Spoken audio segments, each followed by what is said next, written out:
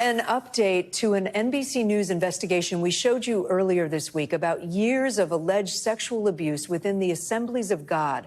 A convicted sex offender abused young men and teens in Texas, some for decades.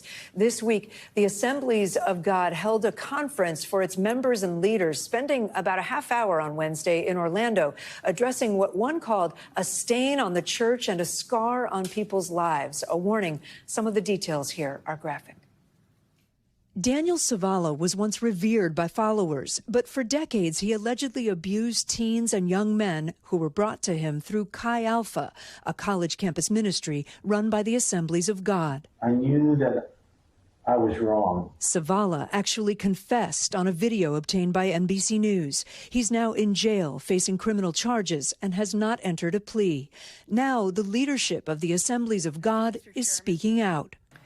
There are no words that can capture the sorrow we feel for those targeted and impacted by this. They outlined changes made to Chi Alpha, including new training for sex abuse prevention. We're committed to identifying within our system, within our structures, what's broken, what can be fixed to prevent these kinds of things.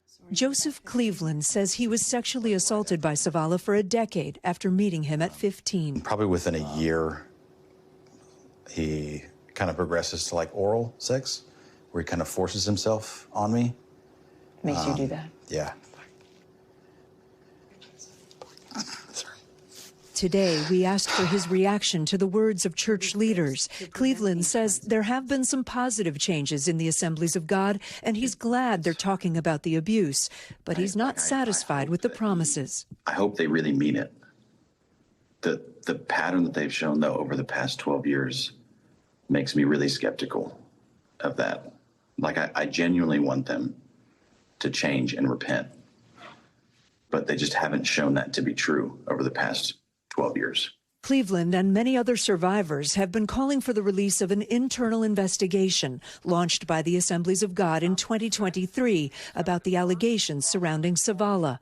At the Orlando meeting, Barrett defended the decision not to release the findings of that investigation, saying they had to protect the privacy of victims. Joseph Cleveland also told me the church, in his view, has not done enough to clear out the people who were responsible. And since our story first aired, Cleveland says that he's gotten an outpouring of support, and he's heard from other people who told them they too were spiritually or sexually abused by Daniel Savala. We thank you for watching, and remember, stay updated on breaking news and top stories on the NBC News app or watch live on our YouTube channel.